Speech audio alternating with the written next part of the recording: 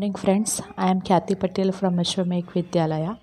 अब तक के वीडियो लेक्चर के अंदर हम लोगों ने चैप्टर नंबर 1 to 6 चैप्टर्स देखे हैं। जो चैप्टर हम लोगों ने फर्स्ट यूनिट टेस्ट के अंदर भी कवर किए थे 1 to 6 चैप्टर। उसके बाद हम लोगों का जो चैप्टर नंबर 7 है और जो चैप्टर नंबर 8 है वो दोनों चैप्टर आपके सिलेबस में से निकाल दिए गए हैं, जिसकी वजह से उसके बारे में हम लोग कोई भी डिस्क्रिप्शन अभी नहीं ले रहे। तो नेक्स्ट आपका चैप्टर है chapter number 9, introduction to database management system. ये इस चैप्टर का हेडिंग है। सॉरी।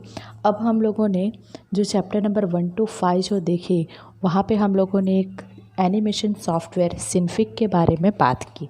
फिर बाद में हम लोगों ने एक 6 नंबर का चैप्टर देखा, जिसके अंदर हम लोगों ने जो कमांड प्रॉम्प्ट है उसके साथ कैसे वर्क करते हैं वो देखा।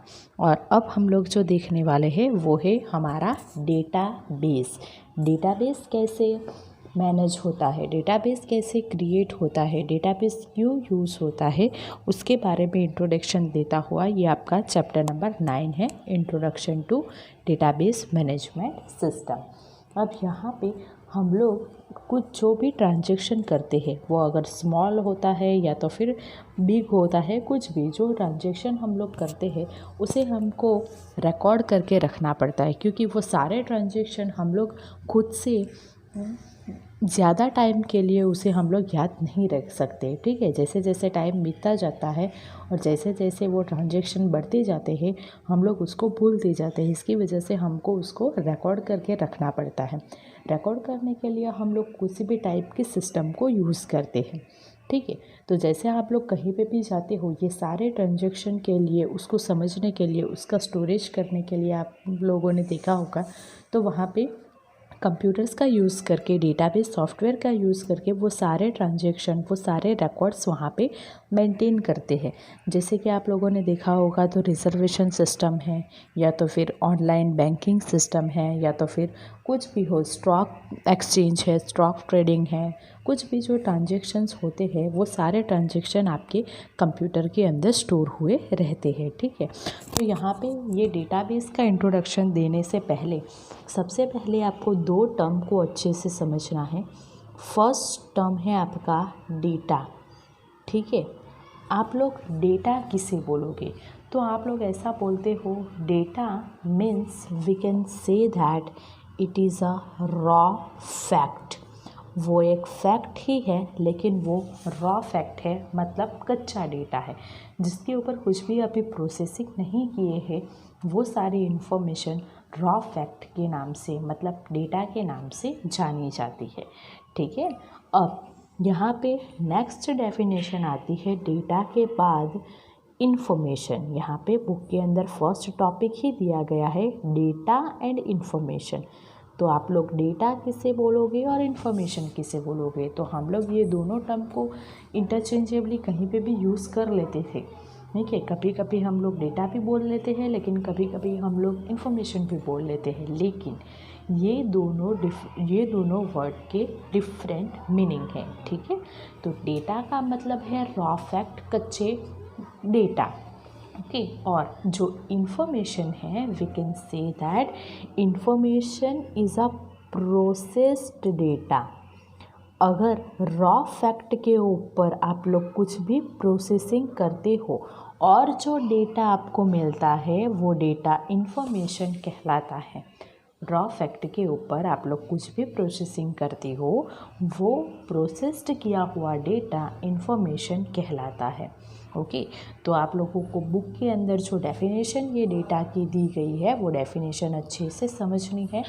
All kinds of facts, figure and details related to people, places, things और events is known as data. इसे आप लोग क्या बोलोगे, कोई भी किसी भी चीज़ के बारे में अगर आपके पास कुछ डेटा होता है, वो आप लोग कंप्यूटर के अंदर स्टोर करके रखते हो, तो वो आपका एक टाइप का डेटा कहलाता है।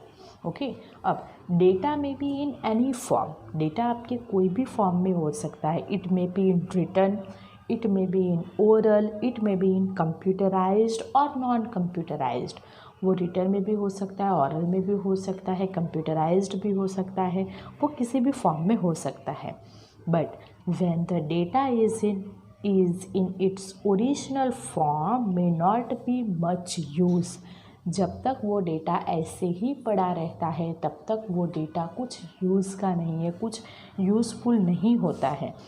लेकिन जब आप लोग उस डेटा के ऊपर प्रोसेसिंग करते हो और वहाँ से कुछ मीनिंगफुल इन्फॉर्मेशन निकालती हो, तब वो डेटा आपके लिए इम्पोर्टेंट बन जाता है। मतलब डेटा के ऊपर प्रोसेसिंग करना ये सबसे इम्पोर्टेंट बात है। So the information on the other hand can be described as required result obtained from processing of the data. We can say that it is a required result. जो result हमें चाहिए, जो information चाहिए, वो information हम लोग data के ऊपर प्रोसेसिंग करके निकालते हैं, उसे आप लोग इन्फॉर्मेशन बोलोगे।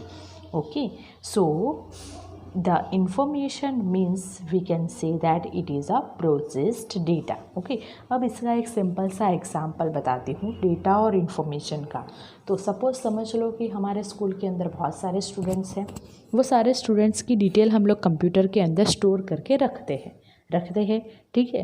तो जब वो कंप्यूटर के अंदर सारे स्टूडेंट की डिटेल हम लोग स्टोर करके रखते हैं, वो चीज़ डेटा कहलाती है। Means it is a raw fact. मतलब सारे स्टूडेंट के कच्ची इन्फॉर्मेशन माही थी, वो फैक्ट ही होती है, ठीक है, वो फैक्ट ही होती है, लेकिन उसमें ऊपर कुछ प्रोसेसिंग नहीं होता है। तो वो इन्फॉर्मेशन हम लोग स्टोर करके कंप्यूटर के अंदर रखते हैं, तो वो आपका डेटा कहलाता है। अब सपोज़ समझ लो कि मुझे वहाँ पे से, जैसे हम लोग अभी सब कुछ स्टूडेंट को बर्थडे विश करते हैं ना, तो जैसे हम लोगों को बर्थडे विश करना है, मुझे स्टूडेंट की बर्थ डेट चाहिए उसके लिए। तो सपोज़ मैं जानना चाहती हूँ कि अब जो नेक्स्ट मंथ आ रहा है दिसंबर, उस दिसंबर के अंदर कौन से स्टूडेंट की बर्थ डेट है, तो मैं जो डेटा मेरे पास स्टोर है उस डेटा के ऊपर प्रोसेसिंग करूँगी। और अब प्रोसेसिंग के बाद मेरे पास उसी स्टूडेंट का लिस्ट होगा जिस स्टूडेंट की बर्थ डेट दिसंबर मंथ में आती होगी।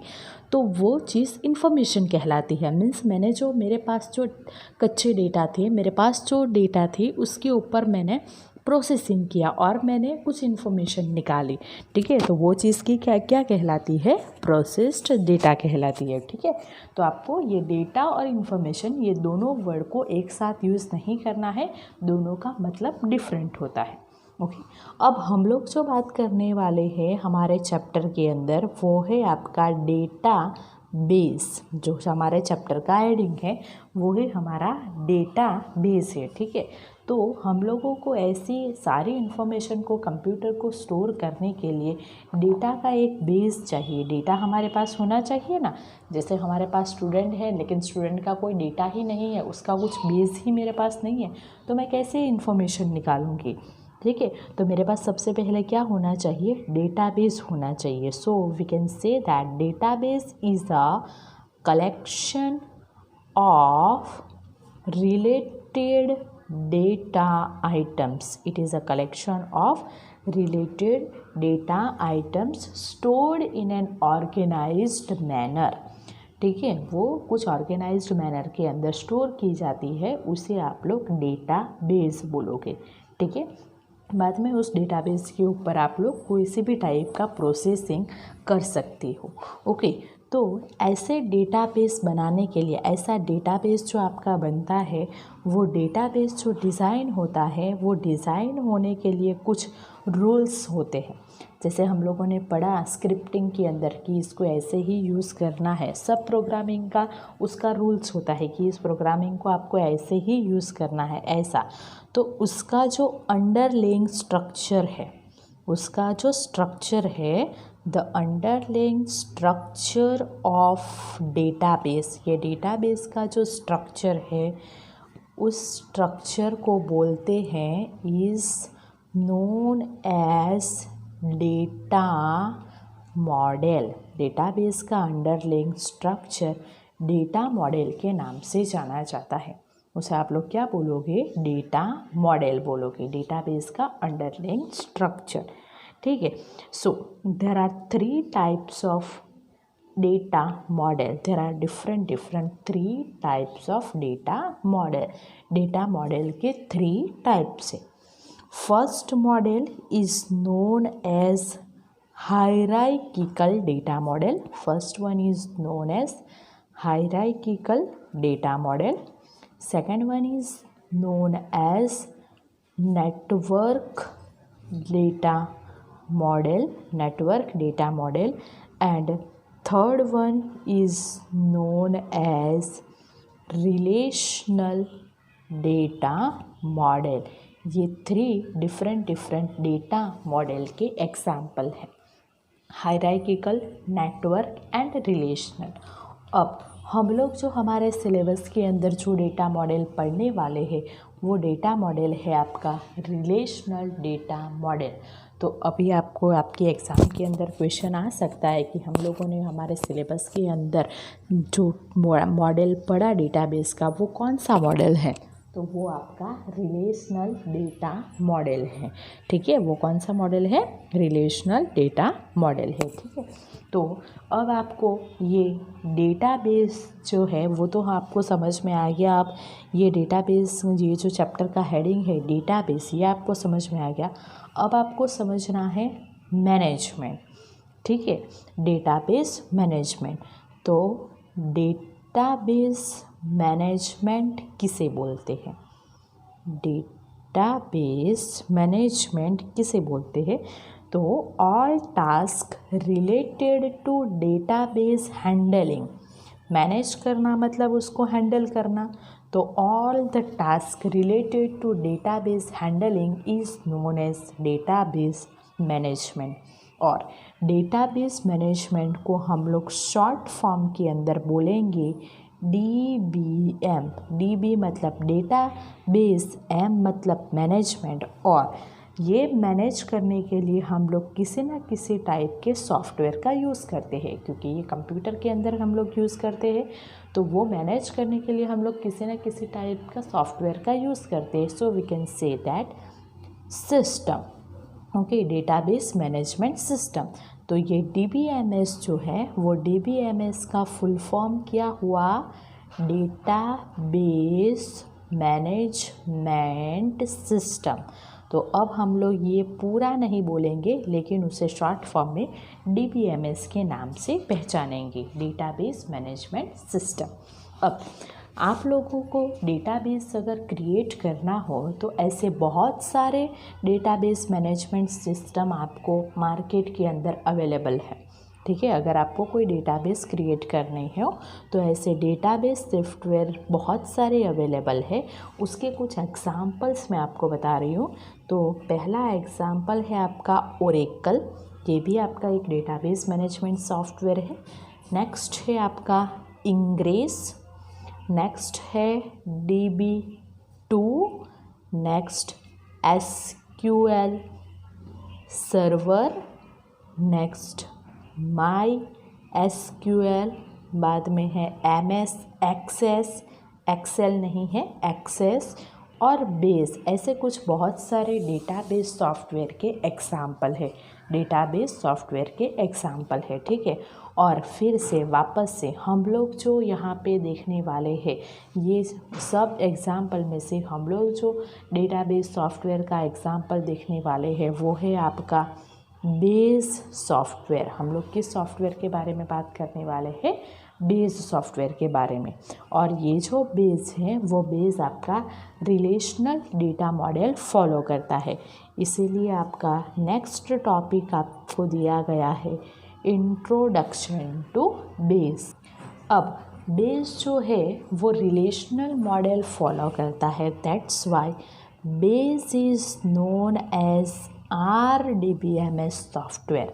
Base is known as RDBMS software. इसका फुल फॉर्म क्या हुआ, R मतलब रिलेशनल, DBMS मतलब सेम, डेटाबेस मैनेजमेंट सिस्टम.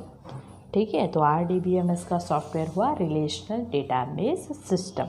ठीक है, और ये जो रिलेशनल डेटा मॉडल सॉफ्टवेयर है वो RDBMS है, मतलब ये सारे डेटा मॉडल एक दूसरे के साथ कनेक्टेड है, एक दूसरे के साथ रिलेटेड है। ओके तो यही रिलेशनल मॉडल का मोस्ट सक्सेसफुल, ये जो हम लोगों ने 3 डेटा मॉडल देखे उसमें से ये मोस्ट सक्सेसफुल डेटा मॉडल आपका ये रिलेशनल डेटा मॉडल ही है। और ये इसीलिए ये सबसे सक्सेसफुल है because of its handling of simplicity, उसको हैंडल करना बहुत इजी है, इसकी वजह से ये सबसे सक्सेसफुल डेटा मॉडल है। अब ये जो बेस है वो बेस 4 ऑब्जेक्ट का बना हुआ है। बेस कंटेन 4 ऑब्जेक्ट, ये जो बेस है उसके अंदर 4 ऑब्जेक्ट कंटेन करता है। वो फर्स्ट ऑब्जेक्ट है उसका टेबल्स, सेकंड ऑब्जेक्ट है उसका क्वेरीज, थर्ड ऑब्जेक्ट है उसका फॉर्म्स और फोर्थ ऑब्जेक्ट है उसका रिपोर्ट्स। ये 4 डेटा ऑब्जेक्ट का कलेक्शन आपका बेस है। ठीक है, तो अब इस चैप्टर के अंदर हम लोग यहाँ पे इंट्रोडक्शन पढ़ेंगे। नेक्स्ट आपका चैप्टर नंबर 10 पूरा टेबल के बारे में है, चैप्टर नंबर 11 पूरा क्वेरी के बारे में है, chapter number 12 forms and reports के बारे में है। ठीक है, तो बाद में जब इसके बारे में डिटेल देखेंगे तब हम लोग इसको डिटेल में पढ़ेंगे। अभी के लिए शॉर्ट में देखते हैं टेबल्स। ठीक है, तो सबसे पहला first data item, data object है आपका टेबल। ओके, तो ये जो टेबल है वो कैसे क्रिएट होता है ये आपको पता ही है।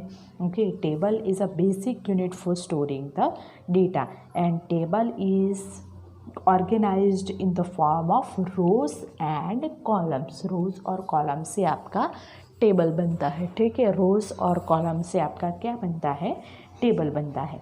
ओके, ये आपको पता ही है। तो यहाँ पे आपको एक टेबल बना के दिखाया गया है। सपोज समझ लो यहाँ पे आपको एक एम्प्लॉय टेबल बना के दिखाया गया है, एम्प्लॉय टेबल।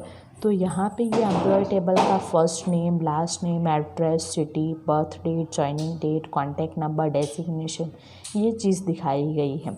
ओके, और यहाँ पे ये कुछ ऐसे डेटा दिखाए गए हैं। ओके, तो अब यहाँ पे ये जो चीज़ है वो सारी चीज़ फील्ड्स कहलाती है और ये फील्ड के अकॉर्डिंग जो आप लोग यहाँ पे डालोगे वो आपके रिकॉर्ड कहलाते हैं।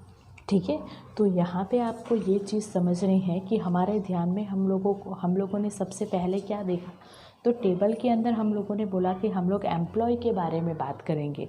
फिर बाद में अगर आप लोग को कोई स्कूल के बारे में आप लोग सोचते हो तो वहाँ पे आप लोग बोलोगे कि हम लोग कोई स्टूडेंट के बारे में बात करेंगे। तो ये जो सारी चीज़ है वो आपकी एंटिटी कहलाती है। क्या कहलाती है, एंटिटी कहलाती है। ओके, और एंटिटी के जो हम लोगों ने फर्स्ट नेम, लास्ट नेम वो सब जो देखा वो उस एंटिटी के एट्रीब्यूट्स कहलाते हैं। ओके, तो यहाँ पे ये टेबल के बारे में आपको नेक्स्ट जो डिटेल है वो डिटेल आपको चैप्टर नंबर 10 के अंदर मिलेगी। ओके, नेक्स्ट है आपका फॉर्म्स।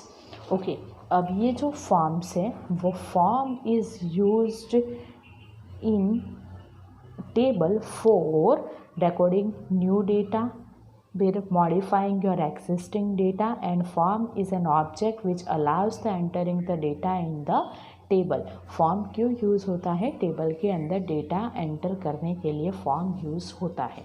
ओके, जैसे आप लोग स्कूल में एडमिशन लेते हो तो आपको सारी डिटेल फिलअप करने के लिए एक फॉर्म दिया जाता है। ठीक है, वो फॉर्म क्यों यूज़ होता है, तो आप लोगों की डिटेल फिलअप करने के लिए, वैसे फॉर्म डेटा को एंटर करने के लिए यूज़ होता है। ओके, नेक्स्ट है आपका क्वेरीज। क्वेरीज किसे बोलोगे, तो a question asked within the database environment is known as query. Database के अंदर जो भी क्वेश्चन आप लोग पूछते हो वो क्वेश्चन को, उस चीज़ को क्वेरी बोला जाता है। जैसे हमें कुछ डाउट होता है, query means we can say that doubt. तो अगर आपको कुछ डाउट होता है तो आप क्वेश्चन पूछते हो, तो डेटाबेस के अंदर आप लोग जो क्वेश्चन पूछते हो उसे क्वेरी बोलते हैं। जैसे मैंने अभी बताया कि मुझे ऐसे स्टूडेंट की लिस्ट चाहिए जिसकी बर्थ डेट दिसंबर मंथ में आती हो, तो ये मेरी क्वेरी हुई, ये मेरा क्वेश्चन हुआ। ओके। और reports means the output of the query in base is displayed in the form of rows and column. जो क्वेरी का आउटपुट है, जो डिस्प्ले होता है, वो क्वेरी का आउटपुट रिपोर्ट के फॉर्म में डिस्प्ले होता है। जैसे आप लोग को सारे पूरे एकेडमिक ईयर के अंदर एग्ज़ाम्स देते हो और लास्ट में आपको रिपोर्ट कार्ड मिलता है, वैसे ही यहाँ पे क्वेरी का जो आउटपुट है वो आपको रिपोर्ट के फॉर्म में दिखाया जाता है। ओके। नेक्स्ट टॉपिक आपको दिखाया गया है, सिर्फ समझना है, इस टॉपिक को आप लोग को ज़्यादा यूज़ नहीं करना है। Creating a simple database for an application. अगर आपको कोई सिंपल डेटाबेस बनाना हो तो सबसे पहले स्टेप 1 है, आपको ये सोचना पड़ेगा कि आप लोग वो टेबल किसके लिए बना रहे हो। मतलब आपको सबसे पहले आपको एंटिटीज़ के बारे में सोचना होगा, ठीक है। ये जो डेटा है वो डेटा आप लोग किस पर्पस के लिए बना रहे हो, तो सबसे पहले आपको एंटिटीज़ के बारे में सोचना है। तो सपोज़ यहाँ पे 4 एंटिटीज़ दिखाई गई है, 4 टेबल्स दिखाए गए हैं, product table, supplier table, employee table and customer table. तो स्टेप 2, अब आप लोगों ने डिसाइड कर लिया कि एंटिटी मेरी कौन कौन सी है। फिर आप लोग नेक्स्ट स्टेप के अंदर ये डिसाइड करोगे कि जैसे सप्लायर टेबल है तो ये सप्लायर टेबल है, ये सप्लायर टेबल के अंदर ये जो सारी चीज़ है ये सप्लायर टेबल के एट्रीब्यूट्स हैं। मतलब मुझे सप्लायर नाम का मैं टेबल बनाऊंगी तो मुझे सप्लायर का नेम चाहिए, एड्रेस चाहिए, सिटी चाहिए, पिन कोड चाहिए, कॉन्टैक्ट पर्सन नेम चाहिए, मतलब जो सप्लाई करेगा उसका कॉन्टैक्ट नंबर चाहिए, उसका ईमेल आईडी चाहिए, ऐसे, ठीक है। वैसे ही ये सेकंड टेबल है आपका एम्प्लॉय टेबल। ये एम्प्लॉय टेबल की सारी फील्ड है। अगर मैं एम्प्लॉय का डेटाबेस बना रही हूँ तो मुझे एम्प्लॉय की ये सारी डिटेल भी चाहिए। वैसे ही यहाँ पे नेक्स्ट आपको टेबल दिखाया गया है कस्टमर टेबल। ये कस्टमर का टेबल है। अगर मैं कोई कस्टमर के रिगार्डिंग कुछ डेटाबेस बना रही हूँ तो ये सारे कस्टमर टेबल के एट्रीब्यूट्स से मुझे ये चीज़ चाहिए। और ये आपका कुछ प्रोडक्ट्स टेबल है, ठीक है। अगर मैं कोई प्रोडक्ट का मार्केटिंग कर रही हूँ, कोई प्रोडक्ट का सेल कर रही हूँ तो मुझे ये प्रोडक्ट के टेबल के लिए ये मेरी सारी एट्रीब्यूट्स है, ये सारी मेरी एंटिटीज़ है, ठीक है। तो ऐसे आप लोगों के सारे टेबल क्रिएट होते हैं। ओके। अब ये टेबल कैसे, टेबल के नेक्स्ट टॉपिक आपको दिखाया गया है logical and physical names of attribute. जो अभी आप लोगों ने एट्रीब्यूट देखा, जैसे हम लोगों ने कस्टमर टेबल के सप्लायर टेबल के अंदर मैंने बोला supplier name, address, city, pin code, ये जो एट्रीब्यूट्स है, ये जो नेम्स है एट्रीब्यूट के, वो आप लोग आपके हिसाब से कोई भी सिलेक्ट कर सकते हो, ठीक है। इसके रिगार्डिंग आपको कोई भी रेस्ट्रिक्शन नहीं है कि आपको इसी नेम को यूज़ करना है ऐसे। तो ऐसे आप लोग कोई भी नेम वहाँ पे यूज़ कर सकते हो। ओके। तो यहाँ पे अब जो आप लोग डेटा आपके कंप्यूटर के अंदर एक बार टेबल बनाओगे, उस टेबल के अंदर आप लोगों का ऐसे डेटा आप लोग डालोगे, तब वो डेटा ऐसे आप लोगों के होंगे। ये यहाँ पे एग्जाम्पल के तौर पे बताया गया है। ये सैम्पल रिकॉर्ड ऑफ सप्लायर, ये सप्लायर का जो एड्रेस है, वो जो डेटा टाइप है उसके रिगार्डिंग मैंने यहाँ पे डेटा डाले हैं। ये सैम्पल टेबल ऑफ प्रोडक्ट्स है, प्रोडक्ट्स के अंदर मैंने ऐसे डेटा डाले हैं ऐसे। नेक्स्ट है आपका ये एम्प्लॉय टेबल। एम्प्लॉय टेबल के अंदर हम लोगों ने ऐसे डेटा डाले हैं। और ये है आपका कस्टमर टेबल के अंदर हम लोगों ने ऐसे डेटा डाले हैं, ठीक है। तो सबसे पहले आपको ये टेबल को क्रिएट करने के लिए, टेबल जो क्रिएट होती है, जैसे यहाँ पे अब ये सिटी के अंदर यही आप लोग डालोगे, पिन कोड के अंदर सिर्फ नंबर ही डालोगे, ये कैसे डिसाइड होगा। तो ये समझने के लिए हम लोग नेक्स्ट टॉपिक पढ़ेंगे data types available in base, ठीक है। तो यहाँ पे ये जो टेबल है वो टेबल आपका एक बेसिक यूनिट है, बेस का एक डेटा ऑब्जेक्ट है। ओके। नेक्स्ट हम लोग टेबल के बारे में जब डिटेल देखेंगे तब इसके अंदर ज़्यादा देखेंगे, लेकिन अभी हम लोग इस चैप्टर के अंदर नेक्स्ट टॉपिक पढ़ेंगे डेटा टाइप के बारे में। जो डेटा टाइप क्यों यूज़ होती है, तो डेटा टाइप बेस के अंदर आप लोगों का जो टेबल है, टेबल के अंदर आप लोगों ने जो एट्रीब्यूट्स लिए हैं, वो एट्रीब्यूट्स के अंदर आप लोग कौन सी वैल्यू डालोगे, वो वैल्यू को डिस्क्राइब करने के लिए वहाँ पे डेटा टाइप यूज़ होती है, ठीक है। तो उसके लिए वहाँ पे आप लोग क्या यूज़ करोगे, डेटा टाइप, ठीक है। तो नेक्स्ट टॉपिक हम लोग इस चैप्टर का पढ़ेंगे data type. Okay, thank you.